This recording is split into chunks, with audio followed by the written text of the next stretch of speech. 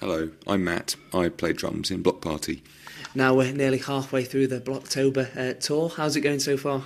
Pretty good overall. There've been a few technical hitches here and there. Sometimes it becomes a bit too much for us, and things start to go wrong. Yeah, that's definitely one aspect we can improve, and we're aware of that. But otherwise, the shows have been good fun. The crowds have been really excellent as always. 10 days in, then you're not getting tired? I'm all right. But in fact, we had a huge. Went to the go-kart track yesterday and had a big tournament. The crew and everyone in the band and everything and whatnot. And there were a lot of accidents actually. So physically, I have a dead leg and a bit of whiplash. Someone else has a huge bruise in their elbow, and quite a few of the crew are hobbling around. It got quite aggressive. I think being on tour all the time, a lot of tensions which come to the surface, and when you have an outlet, all of a sudden they're very strongly expressed. Now this is the second time you've been in Stoke because you came. Was it at Sugar Mill on your first tour? Yeah, our very first tour was supporting Graham Coxon, and that was. I think it was April 2004, and Stoke was indeed our first destination on that tour. So it does hold that very esteemed position as the first place we came to on tour. Sheffield was good. I mean, Sheffield's a lot of music has come out of a lot of good music, and the Arctic Monkeys have come out of Sheffield, and it's a big music town. So the crowd was really good.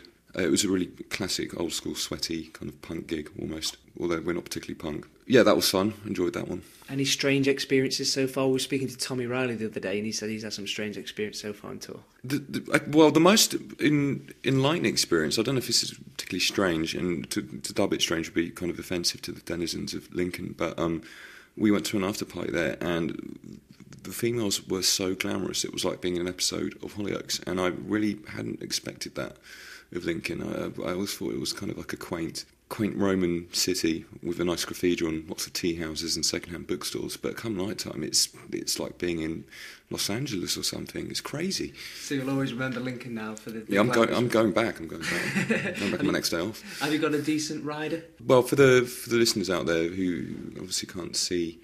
The current locale in which this interview is taking place. We are backstage in the dressing room, and there's a hamper with some kettle chips and some jelly babies and jelly tots. Jelly tots. So I can't really see from it. Banana. There's some coffee and a couple of bottles of wine. It's all right. It's fun for all the family. There's some nutritious stuff in there, and there's some fun food as well.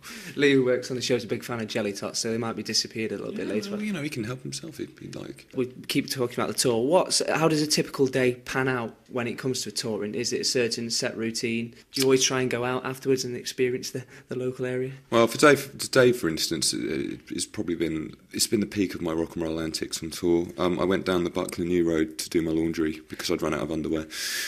Now, this is an Unsigned Band show, but I understand the story behind when you first gave your CD to Steve and Matt. You met him at a Franz Ferdinand concert, is that right?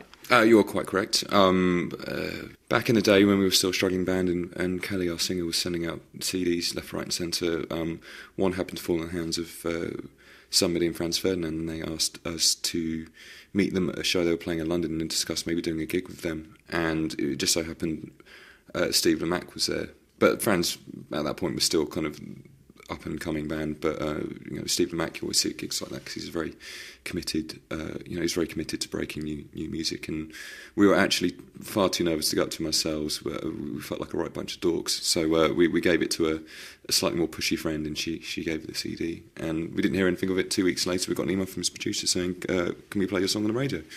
And we wet our pants. Is that the way that you'd suggest for unsigned bands then to move on, to just get the music out there? There are so many bands now, and because the music industry is it's sort of collapsing in front of our very eyes. You have to be quite imaginative about how you approach people in the industry, because everyone and their dog trying to become a performer of some specification. And, we're constantly bombarded with demos, they're normally just thrown in our faces when we're on stage, and a lot of them, to be honest with you, aren't that good. And I just wish that musicians or anyone doing anything creative coming up would, just find an individual voice and not pay any attention to what's actually happening. You're not going to please someone by giving them music which is kind of a carbon copy of what they do already. But because everything seems so identical now, it doesn't take that much imagination to actually strike out on your own and do something which is eye-catching or ear-catching. Everyone is so airbrushed now, and it has to be so presentable.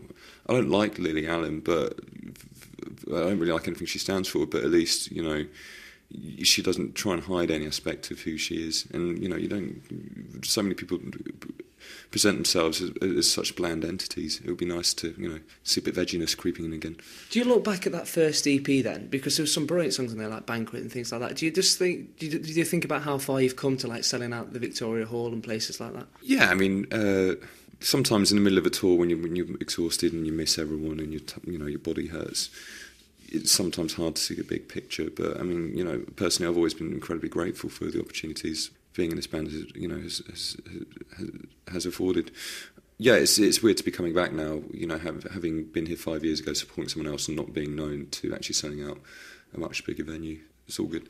So what's coming up musically then finally? Is there anything on the horizon we can expect? The Intimacy remix album I thought was absolutely fantastic. That's not left my car CD player. Yeah, thank you. Well, unfortunately, I think that's going to be it for the time being. We definitely need to have a break and gain a bit of perspective on life outside of the band. Hopefully, if we do reconvene at some point in the future, we'll be much more, we'll be refreshed and we'll have so many ideas to bring to what it is we do. But I think for the time being, we definitely need to explore, various avenues outside of the band, which I don't think is a bad thing. I think it's quite fine to step away from a career if you put the legwork in. I think you can give yourself a rest every now and then.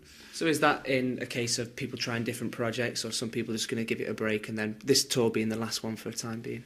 I definitely don't think this will be the last you'll have heard of the people who make up Bloc Party. I mean, Kelly is an insatiable workaholic, and creating is something he's so connected to.